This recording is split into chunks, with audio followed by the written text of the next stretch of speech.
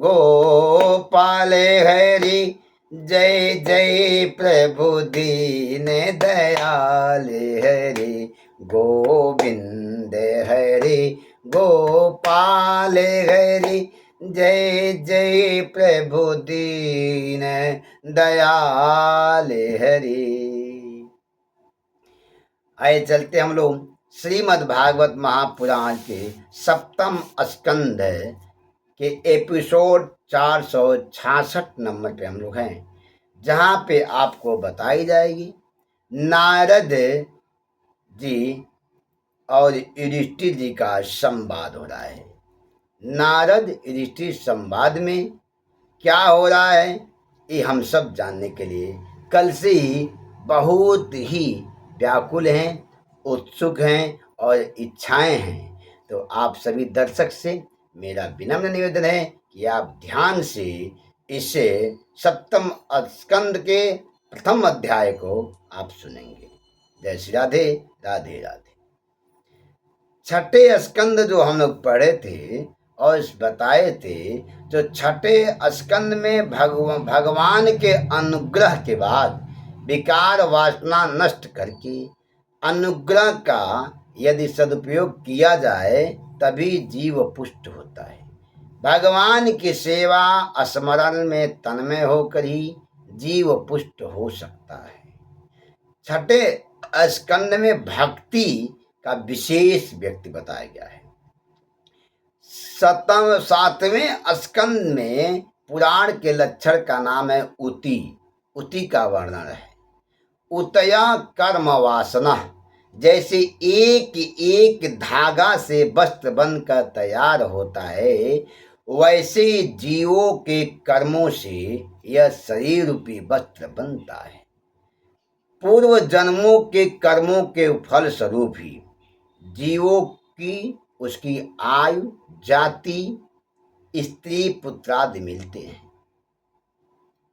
यदि जीव ईश्वर कृपा का दुरुपयोग करता है तो दुष्ट बन जाता है। अगर आपके हाथों से आपके जीवन काल में कोई शुभ कर्म हो रहा है तो आप उस पर अहंकार मत पालिए। अहंकार का बीज मत डालिए समाज में अपने आप को, अन्यथा अहंकार का जब बीज डालेंगे तो विनाश का पौधा अंकुरित होगा और प्रलय का फल उसमें से लगेगा। इसलिए अहंकार जैसे आप फल का वितरण मत करिए। प्रहलाद जी ने ईश्वर के द्वारा दी हुई समय शक्ति का उपयोग किया और भक्ति में ही अपना जीवन समर्पित कर दिया। इसलिए प्रहलाद देव बन गए। प्रहलाद राक्षस को नहीं, प्रहलाद देव बन गए।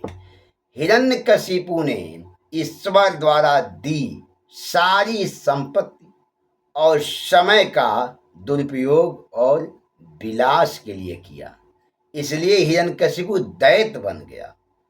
सातवें स्कंद में 3 वासना का वर्णन है, सद, असद, मिश्र वासना।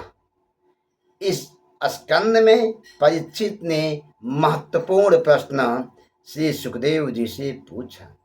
शिष्य ऐसा होना चाहिए कि अपने गुरु से समस्या का समाधान पूछे और गुरु ऐसा होना चाहिए जो शिष्य के समस्या का समाधान करे।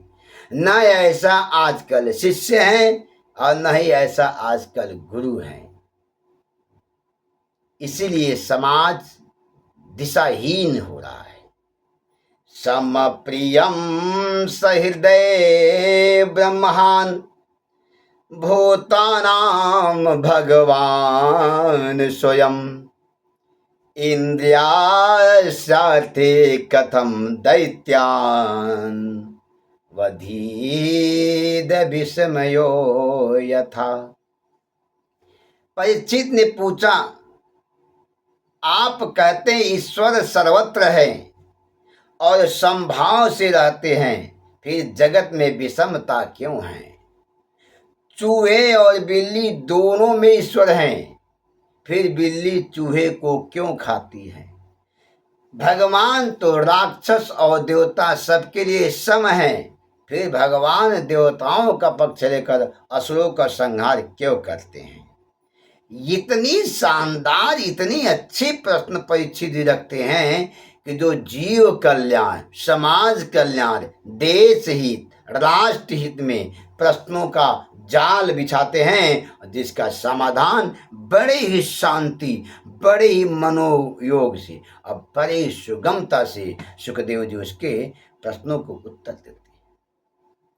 नाहास्याथ शूर गड़ैया साक्षान् श्रे सात माना नैवासुरेभ्यों विदवेशो नादगवेगास गोरस ही। भगवान ने इंद्र के लिए वृत्तासुर का वध क्यों किया?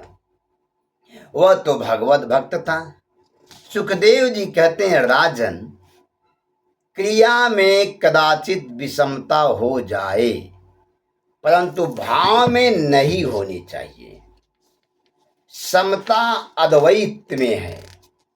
राजन, घर में माता पिता पुत्री सभी होते हैं, पर माता को पुरुष बंधन करता है। घर में माता पिता पुत्री सभी होते हैं, पर माता को पुरुष बंधन करता है, पुत्री को नहीं। प्रेम आत्मा के साथ होता है, देह का साथ नहीं होता है। जो व्यक्ति देह से प्रेम करता है वो प्रेमी नहीं है, वो व्यभिचारी है, वो पाखंडी है, वो वासना में लिप्त रहता है। भावना क्षेत्र में अद्वैत होनी चाहिए।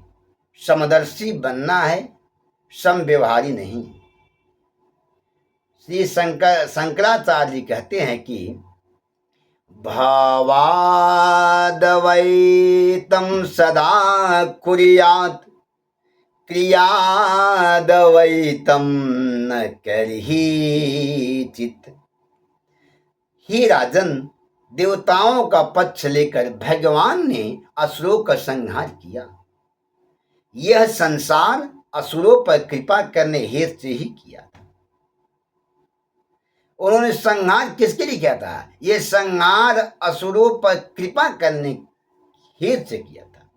जैसे कोई चोर चोरी करने जाता है, कदाचित रास्ते में ठोकर लगने से उसका पैर टूट जाता है, जिसके कारण वह चोरी न कर सका। यह ईश्वर की कृपा ही थी। राजन, ईश्वर का स्वरूप भावना के अनुसार प्रतीत होता है। कैसे? अरे जिनके रही भावना जैसी, जिनके रही भावना जैसी, प्रभु मूर्ति देखी तीन तैसी, जिनके रही भावना जैसी, प्रभु मूर्ति देखी तीन तैसी। भगवान उनको उसी रूप में देखते हैं जिसके अंदर जैसी भावनाएं चलती रहती हैं। ब्रह्म सर्वव्यापक निर्विकार हैं। ब्रह्म की कोई क्रिया नहीं है। कलश में रखा जल निकाला जा सकता है, उसमें समाया हुआ आकाश नहीं निकाला जा सकता है। ईश्वर में माया से क्रिया का अध्यारोप किया जाता है। माया की क्रिया ईश्वर के अधिष्ठान में आभासित होती है। जैसे रेलगाड़ी में यात्रा करते समय आगरा पहुंचकर जीव कहता है कि मैं आगरा आ गया हूं। नगर में क्रिया नहीं है, गाड़ी में क्रिया हो रही है। ईश्वर निराकार सर्वत्र व्यापक है। शंकर मत के अनुसार ईश्वर निष्क्रिय है और माया के कारण क्रिया का भास होता है। परमात्मा का वास्तविक स्वरूप व्यापक, निराकार, आनंदमय है। गोस्वामी जी क्या कहते हैं? एक अनीहा अरूपाय नामा, एक अनीहा अरूपाय नामा, एक अनीहा अरूपाय नामा, अज सच्चिदानंद पर धामा, अज सच्चिदानंद पर धामा। गोस्वामी जी कहते हैं कि संसार में एक अनी है, एक अनामा है। क्या है? परधाम, यानी कि सबसे बड़ा धाम क्या है? सच्चिदानंद, सत्य, सच में आनंद है, और जहाँ आनंद है वही धाम है। तो व्यापक विश्व रूप भगवाना, व्यापक विश्व रूप भगवाना, व्यापक विश्व रूप भगवाना, तेहि धरि देहा चरित कृत नायना, तेहि धरि देहा चरित कृत नायना। भगवान व्यापक हैं और निराकार हैं, आनंदमय हैं। उन विश्व रूप चारों तरफ परमात्मा का क्या है? सत्य। सत्य हवा में, वायु में भ्रमण करती है। और सत्य क्या है? भगवान है। चित्मित हृदय, जिसके हृदय में सत्य हो, चित जिसके हृदय में सत्य हो, वही आनंद है। तेहि धरि देह चरित कृत नाना, और उसी के शरीर में भगवान प्रवेश करते हैं और चरित विभिन्न प्रकार के उसके कार्यों द्वारा उसके चरित्र का चित्रण करके समाज में विभिन्न नाना प्रकार के कार्य को वह करते हैं। ईश्वर क्रिया नहीं, लीला करते हैं। ईश्वर स्वेच्छा से लीला करते हैं। लीला का अर्थ है लयनम लाति इति लीला, अर्थात जो तन्मय कर दे। भगवान जीव के भोगों में लगे मन को अपनी ओर खींचते हैं, इसलिए लीला करते हैं। मन प्रकृति का है, अतः इसका स्वभाव अपने प्रकृति की ओर ले जाना है। भावना के बिना निष्काम भाव से जो किया जाए वही लीला है। कृष्ण का कार्य लीला है। और भगवान गीता में अर्जुन से कहते हैं, भगवान गीता में अर्जुन से क्या कहते हैं? न मा कर्मारि लिम्पन्ति, न मे कर्म फले स्पृहा, इति मायोभिजानाति, कर्माभिर्न न बध्यते। क्रिया बंधन में डालती है, लीला मुक्ति देने वाली है। जीव जो करता है वह क्रिया है, उसके पीछे स्वार्थ, वासना, माया के कारण है। ईश्वर के व्यवहार में विषमता भाषित होती है। ईश्वर परिपूर्ण सम है, जगत विषम है। माया जो भी कार्य करती है उसका अध्यारोप ईश्वर पर भी किया जाता है। दीपक स्वयं तो कुछ नहीं करता, लेकिन उसकी अनुपस्थिति में कुछ भी नहीं किया जा सकता। भगवान दैत्य को मारते नहीं, तारते हैं। विषमता क्रिया में है, भाव में नहीं है। भगवान का दैत्यों के संहार में भी प्रेम भरा हुआ है। इसी भाव को गोस्वामी व्यक्त करते हैं। शोध सच्चिदानंदमया कंद भानुकुल के, अचरित करत नर अनोहर, संस्कृति सागर से। सत्व, रज, तम प्रकृति के गुण हैं, आत्मा के नहीं। जीव के उपभोग के लिए शरीर सर्जन की इच्छा जब भगवान करते हैं तो रजोगुण में वृद्धि करते हैं। जीवों के पालने के लिए सत्व गुण और संहारार्थ के लिए तमोगुण में वृद्धि करते हैं। भगवान काल के अधीन नहीं, काल ही उनके अधीन है। ही राजन, जो प्रश्न तुमने मुझसे पूछा, ऐसा ही प्रश्न आपके पितामह ने नारद जी से पूछा था। युधिष्ठिर ने क्या पूछा? अहो अतद्भूतम हैत दुर्लभ कांति नामपि, वासुदेव परे तत्वे प्राप्ति स्वधैत विदेविषः। राजसूय यज्ञ में प्रथम श्री कृष्ण की पूजा करने से शिशुपाल ने भगवान श्री कृष्ण को गालियां दी। भगवान ने लंबे समय तक निंदा सहन की। बाद में सुदर्शन चक्र से शिशुपाल का सिर काट दिया। आत्म तेज द्वारिकाधीश में विलीन हो गया। युधिष्ठिर को आश्चर्य हुआ। युधिष्ठिर जी ने नारद जी से पूछा, गाली देने वाले शिशुपाल की सदगति कैसे हुई? वो तो बहुत दुष्ट था, वो भगवान को गाली दे रहा है, आप भगवान उसको मुक्ति दे दिए।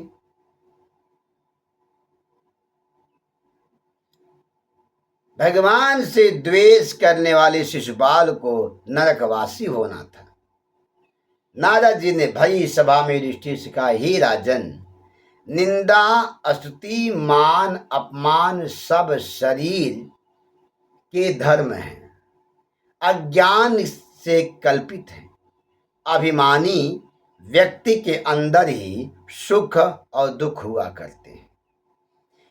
भगवान तो आत्मा, राम, पूर्व काम, निष्काम एवं अद्वितीय परम तत्व हैं। चिन्मय होने के कारण उनमें भौतिक धर्म नहीं है,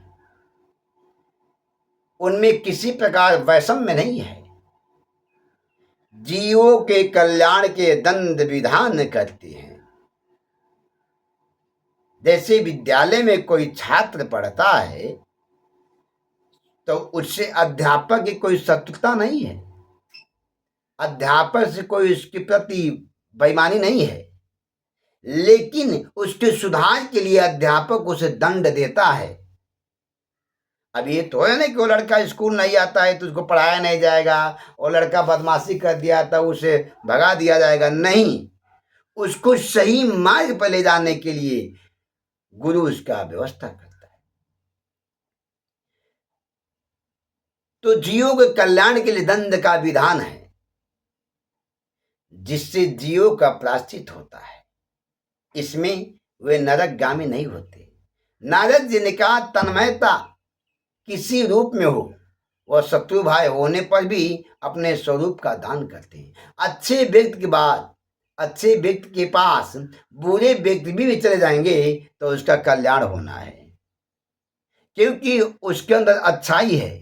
और जब वो अच्छा व्यक्ति है तो बुरे व्यक्ति भी उसके पास जाएंगे तो उसे अच्छा बनाने का प्रयास करेगा। जो जैसा होता है सामने वाले को वैसा ही बनाने का प्रयास करता है।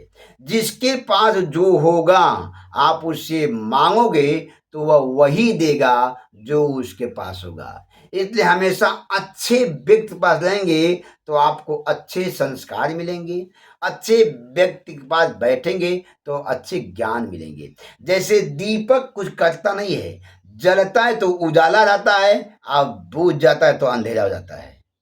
तो अच्छे व्यक्ति पर रहेंगे तो आपको क्या मिलेगा? अच्छी ज्ञान मिलेगी, अच्छा संस्कार मिलेगा, चलने का, उठने का, बोलने का, बैठने का, बात करने का, खाने का, सोने का, ये सारी प्रक्रिया आपका सुटेबल और सही बन जाएगा। इसलिए हमेशा अच्छे लोग के साथ रहिए।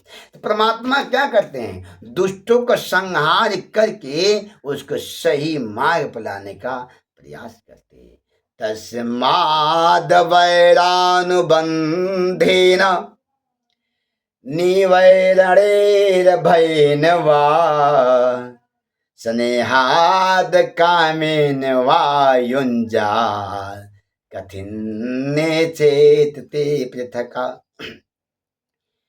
वैर से निर्वैर से, स्नेह से, वासना से, किसी भी भाव से मन में परमात्मा का एकाकार होना चाहिए। जैसे काम, क्रोध, भय से भगवान में मन चला जाता है, वैसे भक्ति से नहीं जाता। गोप्य कामाद भयात कंसोदयाच दाददो नृपा असंबंधात विषय स्नेहाधूत भक्तया वयम विभो। कंस बार बार भगवान की याद कर रहा था, बार बार उसे ढूंढो, अपने सैनिकों से भेद कर उसे ढूंढो।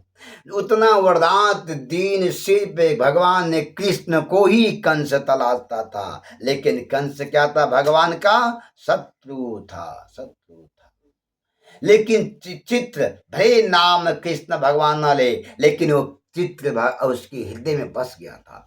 रावण रामचंद्र जी को ढूंढता था, भले रावण राम न कहे, लेकिन राम का चित्र रावण के हृदय में बैठ गया था।